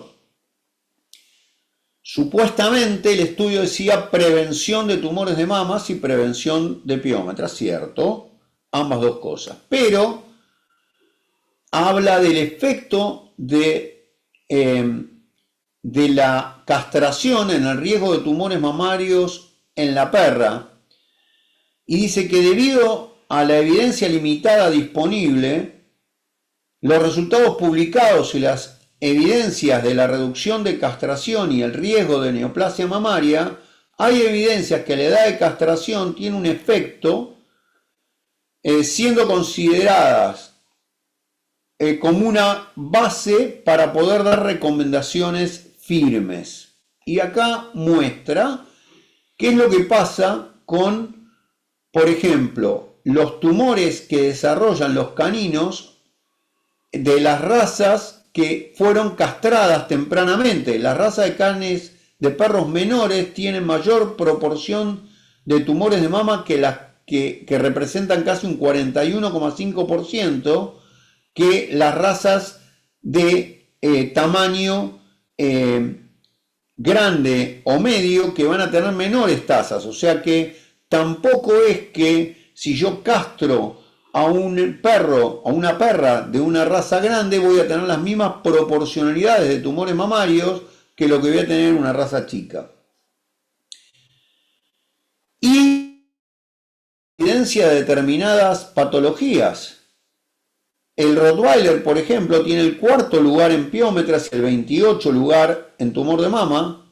El Golden tiene el 24 lugar en piómetra y el 78 en tumor de mama. Y el pastor alemán el 32 en piómetra y el 18 en tumores de mamas.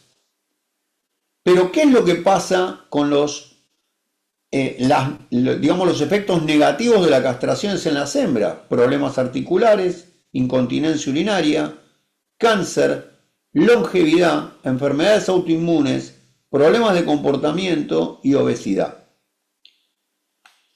El primer estudio habla de la castración y los problemas asociados en las hembras, básicamente problemas articulares, cáncer, incontinencia urinario. Se estudiaron 1.170 casos de perros ovejeros animal castrados intactos y la continencia urinaria no fue diagnosticada en hembras intactas y fue diagnosticado en un 7% de las perras castradas antes del año. En cuanto a la ruptura del ligamento cruzado anterior, las hembras tienen en promedio un 5% de presentación de la raza Golden, mientras que las que están castradas antes de los 2 meses un 20%, y las hembras castradas entre los 6 y los 11 meses un 13%. En pastores alemanes, los signos asociados dice que las hembras castradas tenían, las hembras enteras, tenían un 5,1% de enfermedades articulares, mientras que las castradas 12,5% si eran antes de los 6 meses y 17% entre los 6 y los 11. Y la incidencia de ruptura del ligamento cruzado era de un 1% en las perras enteras y en las castradas 4,6% si eran antes de los 6 meses y 8% si eran entre las 6 y los 11 meses. La presentación de linfoma en el Golden es del 2%, mientras que en las castradas antes de los 2 meses era un 4% y en las perras castradas entre los 6 y los 11 meses un 11%. La castración antes de los 8 años de edad aumenta el riesgo de adquirir por lo menos un cáncer y es 3 o 4 veces mayor de lo que sería en una hembra intacta. Con lo cual, supuestamente estamos evitando el cáncer de mama, que es hormonodependiente, pero nos estamos comiendo otras afecciones muchas. Y en los tumores cardíacos, los hemangiosarcomas en el Golden y en el Bulldog, en las hembras esterilizadas, crecen 5 veces las posibilidades de desenvolverlos. En el Rottweiler, la incidencia de osteosarcoma en las hembras castradas de antes de un año sube del 8 a 12,4 al 25,1, o sea que es casi, para el porcentaje menor, 3 veces superior a las no castradas. Otro tema es derrumbar viejos dogmas con respecto a los tumores mamarios. Y hay un trabajo de la doctora Julia Guedon del Departamento de Oncología del Hospital de Hohenheim en Alemania, que habla que los tumores mamarios son una de las neoplasias más comunes en las hembras caninas y hay varios dogmas con respecto a los mismos que han sido aceptados durante muchos años y que deberíamos discutir. La realidad es que el dogma 1 es que el 50% de los tumores mamarios caninos son malignos. Esta generalización es solo parcialmente cierta, dado que el porcentaje de tumores malignos con respecto a los benignos depende de muchos factores, si está o no castrado, el tamaño de la raza del perro y el tamaño del tumor. En un estudio que hizo esta autora de 612 perras con un total de 1.345 tumores, fueron comparados con una población de más de 13.000 hembras sin tumores y un 60,9% de los tumores era benigno y un 39,1% era maligno, con lo cual es bastante menos que el 50%. Entre las perras castradas el 57% de los tumores eran malignos y entre las perras enteras no castradas solo el 36% de los tumores eran malignos.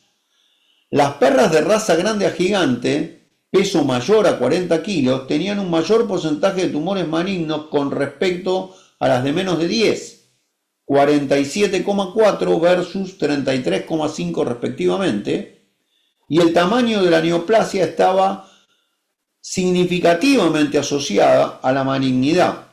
Basándonos en los datos que obtuvo Sorenzo en el año 2009 sobre 90 perras intactas con 236 tumores, los tumores mamarios, según el dogma 2, son benignos o malignos desde un inicio, más allá del tamaño o del tiempo que se espere en removerlos. Y esto no es cierto.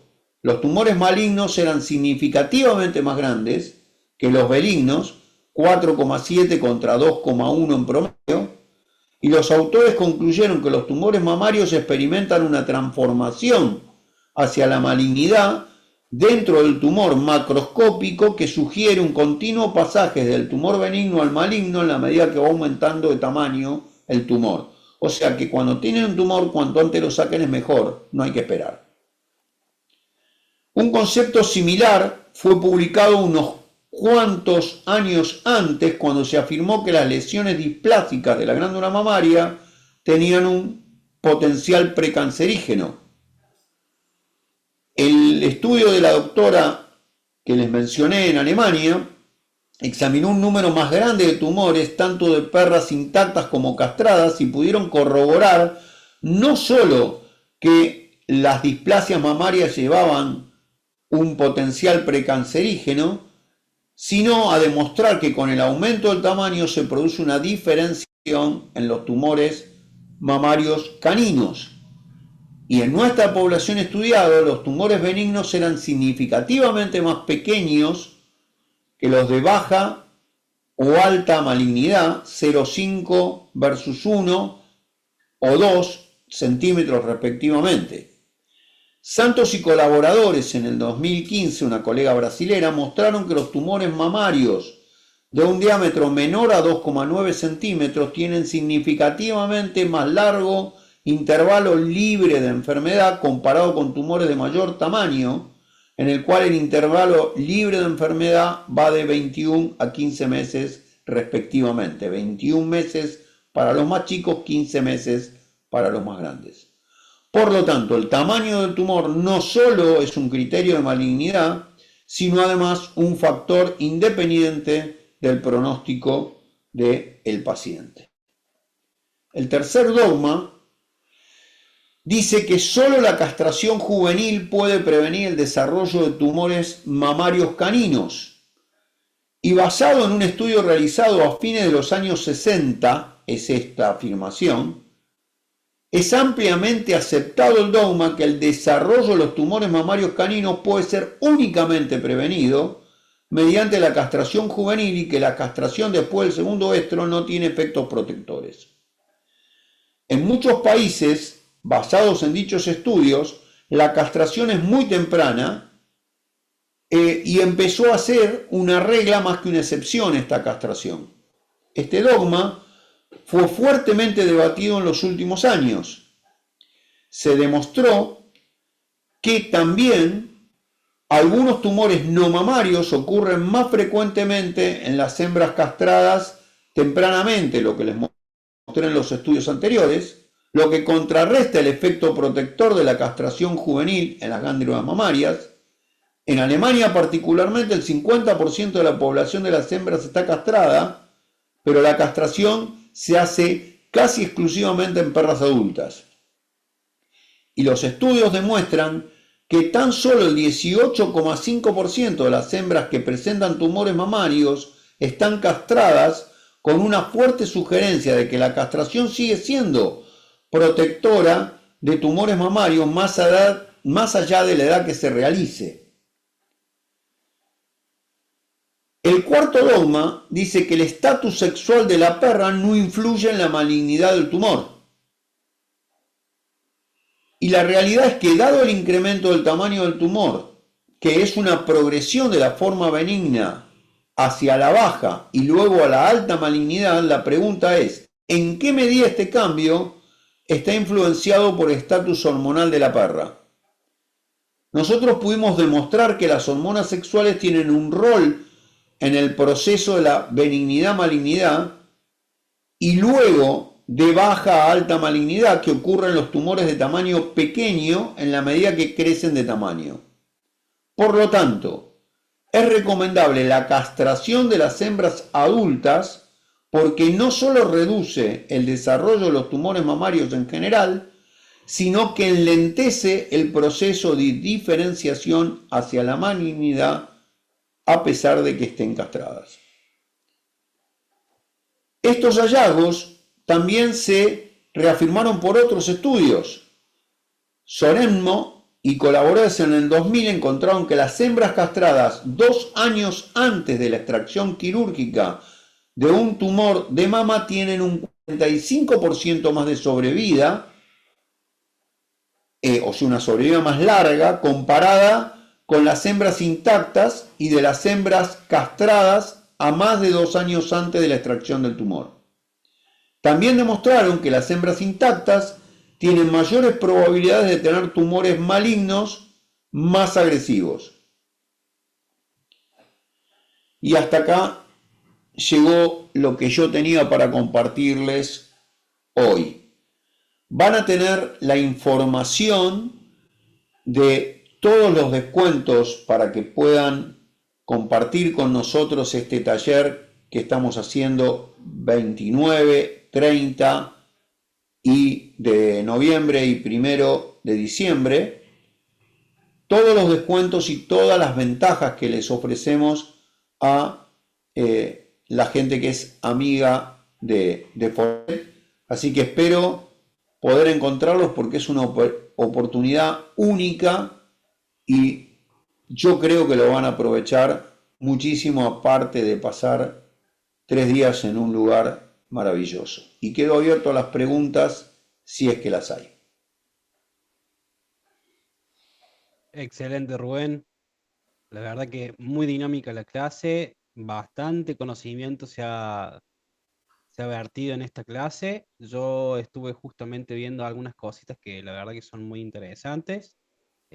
Para los que necesiten alguna consulta de algo que les haya quedado claro o algún caso que hayan tenido, a lo mejor que pueda servir de este tipo de instancias entre mitos y verdades, nos puede servir también para los que están conectados en este momento. Aprovechen a preguntar por el chat o si no, abrir el micrófono también puede servir para que sea más clara la pregunta o alguna situación en específico que les haya sucedido. Puede servir con en este momento que es justamente el de las preguntas. Así que aprovechen, cualquier cosita, nos avisan. Yo te quería preguntar justamente, Rubén, el tema de que justamente había visto uno de los casos que decía de PLA, que fue la Bull Mastiff, lo que me dijiste, que había tenido un pico bastante elevado de progesterona, de Ujú. 63 aproximadamente. Vos habías visto, mira, justamente ahí te estamos por preguntar. Federico dice, fue a lo de Fabiana Río Cuarto, inseminaron una hembra, el lugar es precioso, Fabiana es súper profesional, así que hicieron progesterona, citología, espermogramas, inseminaron con el endoscopio, súper recomendado, digamos, el lugar donde vos justamente estás promocionando para el taller. Excelente. Bueno, Bien, te me alegro preguntaba el de que tema. les haya gustado. Siempre es buena la referencia de otro colega, pero yo, eh, mi criadero era muy parecido al criadero de Fabiana y tenía también un centro de reproducción adentro, Teleogen hacía eso. Y realmente lo que he aprendido trabajando en Teriogen, o sea, siendo el propietario de Teriogen y teniendo a Petit Sauvage, que era el criadero, fue absolutamente espectacular. Quería terminar con la pregunta que vos habías empezado a hacerme.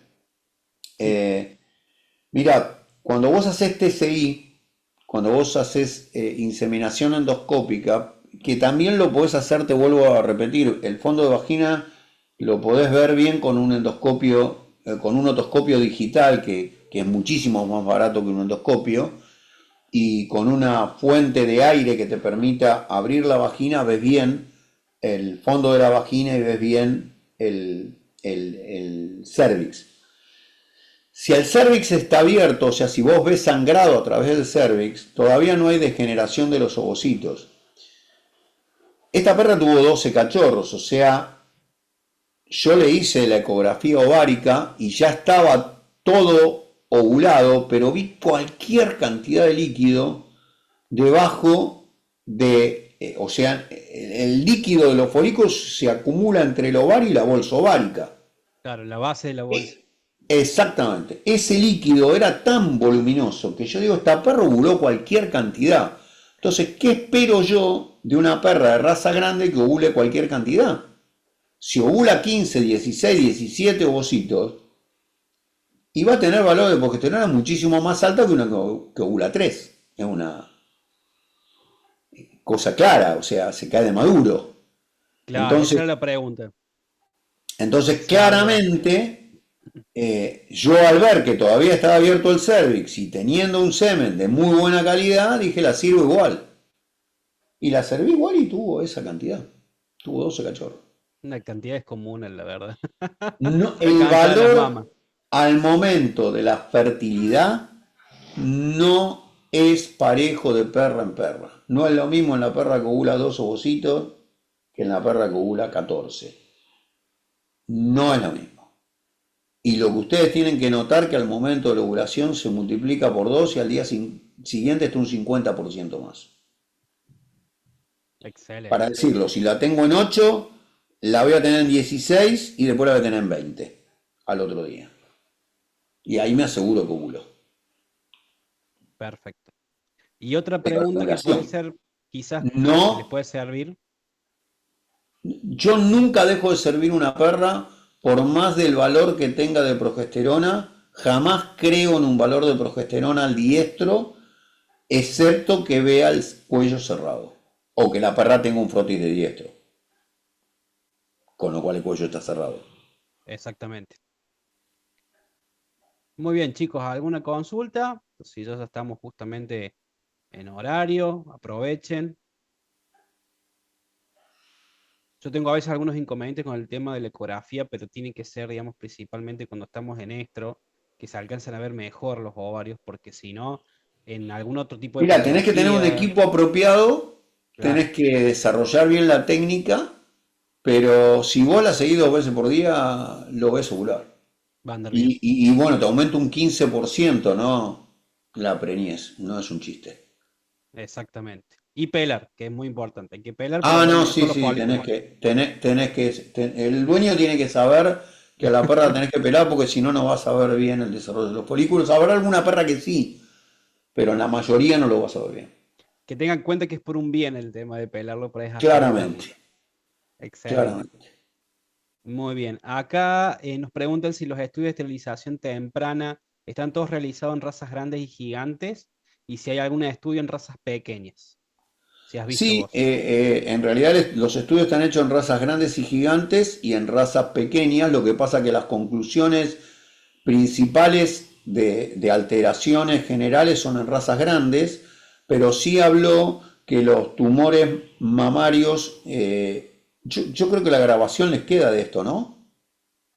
El- Tendría entendido que al ser un webinar Ah, podría no. estar cualquier cosa. Claro, esto Bueno, me parece que no va a quedar grabado. está. Entonces, lo que les comento es que los tumores, voy a volver un poquito para O sea, atrás. en realidad sí va a quedar por un tiempito, pero no, digamos, como otras instancias o otros tipos Genial, de cursos. Bien. genial. Fíjate que dice, las perras de raza grande o gigante, peso de más de 40, tenían un mayor porcentaje de tumores malignos con respecto a las de menos de 10 kilos. Las de menos de 10 kilos tenían 33,5% de malignos y las de raza gigante 47,4%. Pero antes te dice que las perras de raza chica tenían mayor cantidad de tumores que las perras de raza grande, que era más común ver tumores en las perras de raza chica que en las perras de raza grande. Lo que tienen las perras de raza grande son mayor malignidad. ¿Ok? Exactamente. Ahí justamente el mismo colega que nos preguntó esto dice que en gatos se han descrito enfermedades debido a la esterilización temprana. Si hubo algún tipo, digamos, de descripción ante esto, dice que solamente le dio alteraciones, por ejemplo, en la raza Maine Coon, que es una raza grande de Es una felinos. raza gigante, sí. Claro, Sí, bien. en gatos la tendencia también es parecida, pero en, en los gatos hay menos complicaciones y hay menos estudios. O sea, se ven menos complicaciones con las castraciones y hay menos estudios, porque yo no veo muchas gatas con incontinencia urinaria post castración, por ejemplo. Es algo raro. Y sí veo muchas perras con incontinencia. Y también estos estudios de ligamento cruzado, de displasia de cadera, de el hecho de aumentar los tumores, yo no vi ningún estudio que me hable de la presencia de tumores aumentado en las gatas castradas tempranamente. Y la realidad es que las gatas de raza, en general es raro que las castren tempranamente, excepto algunos criadores que tienen como rutina castrar las hembras para que no se les ponga un criadero como competencia cuando alguien compra una hembra. Claro, eso es muy, muy común a nivel internacional. No sé si tanto Es acá, pero común a nivel internacional, pero no he lo leído ven, trabajos. lo No he venden más, encontrado lo trabajos venden excepto cascada. el que menciona el colega en la raza Bencool. Exactamente.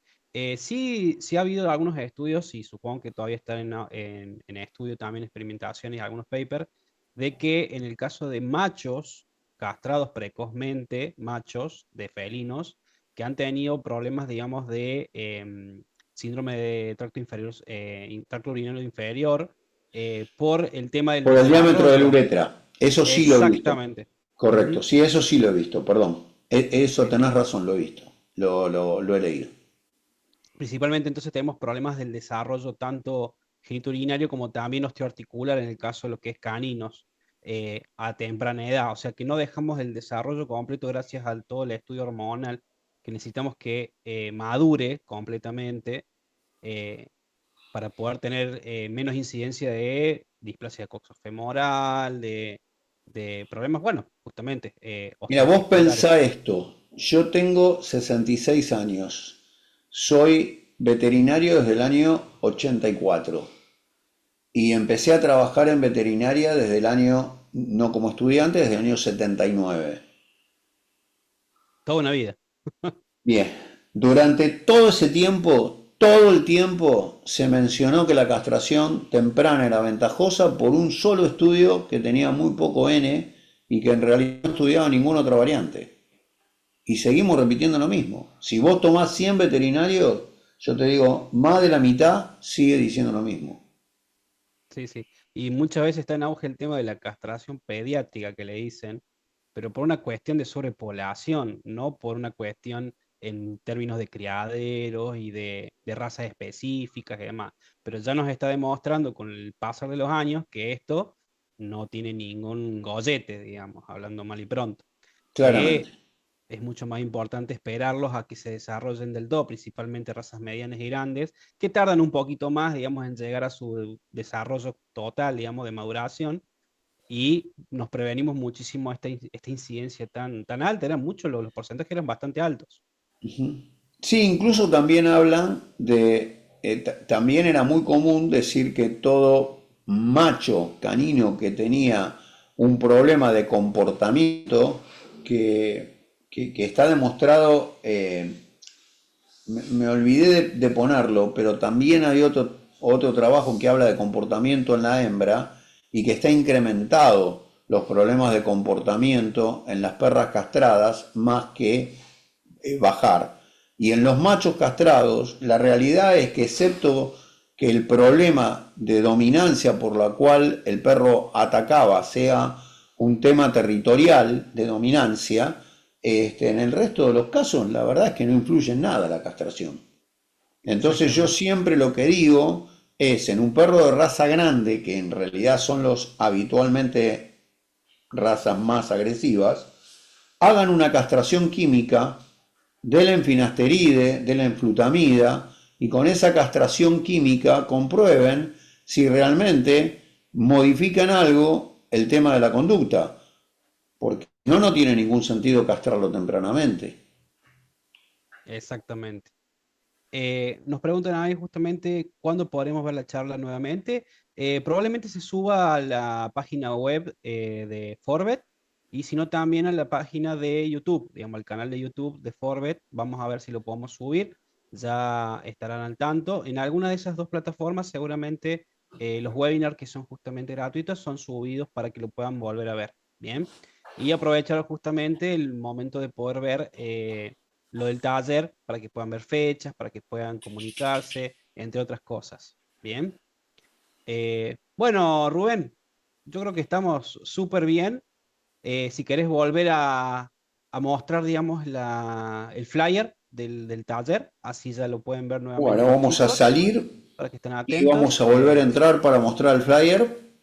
Así ya están súper duchos, digamos, con respecto al tema del info de este curso, que la verdad que va a ser muy bueno y que por suerte es en una época que va a estar bastante lindo el Sí, clima, lo no habíamos como ahora planeado que para junio, pero bueno, la verdad estamos que hasta lo acá habíamos capaz. planeado porque teníamos un montón de celos, pero realmente te digo que es imposible trabajar con el frío que hace de la manera que tenemos que hacerlo. Es una Esto situación va a terrible. ser el 29-30 de noviembre y 1 de diciembre, eh, esos 3 días. Va a estar incluido el alojamiento en el hotel el día viernes a la noche y el día sábado a la noche, de manera de que terminado el curso pueden volver, pero los 2 días del curso, digamos, las 2 noches del curso van a estar cubiertos y digamos, todos los refrigerios durante el día, no la cena, pero todos los refrigerios también van a estar cubiertos. Así que si quieren anotarse, con todo gusto les puedo compartir un link. Denme un segundo, que voy a salir porque está al final. Se los dejo para los que están si lo quieren anotar, pero si no lo consultan por Forbet, es lo mismo. Este es el lugar de consulta de OnlineBet, que es consultas@onlinebet.com.ar, que es lo mío. Y este es un link directo, si quieren saquen una foto, para entrar a anotarse en el curso, pero de cualquier manera háganlo por intermedio de Forbet porque les conviene por las rebajas realmente que ofrece la gente de Forbet, y más allá de esto el sorteo. Tal vez les convenga directamente ir por el lado de Forbet seguramente. Pero bueno, ténganlo Exactamente. por si lo necesitan. Muy bien. Ahí Muy justamente bien, me confirman gente. que esto va a estar subido en el canal de YouTube de Forbet, así que confirmadísimo para los que deseen verlo nuevamente. Y bueno, espero que les haya gustado. Un gusto enorme, como siempre, Rubén, escuchar tanta información, tanto conocimiento de tantos años que sirven siempre y que se actualiza y que justamente nos ayuda muchísimo al día a día, nosotros los colegas, a poder hacer las cosas mejor, obviamente, tanto Bueno, en yo nuestra soy un clínica como en la... agradecido de ustedes por estar del otro lado, por la atención, por las preguntas, por el hecho de que la gran mayoría de los colegas estuvieron durante casi toda la charla y por la colaboración que siempre me brindan los colegas de Forbet, así que soy un eterno agradecido a ustedes. Agradecidos nosotros desde la empresa y como moderador, que siempre es un gusto poder escuchar tus clases. Y bueno, Bueno, para los que se quieran sumar, seguramente habrán muchas clases más en el porvenir. sí, Y bueno, tenemos un curso de repro este año también que va a empezar online creo que es no me quiero equivocar, pero creo que es el 2 de septiembre o el 4 de septiembre, por ahí. Es en septiembre, a perfecto. principios de septiembre, Va a estar seguramente ahí el anuncio en la página de Forbes seguramente. para los que estén con la necesidad de poder hacerlo.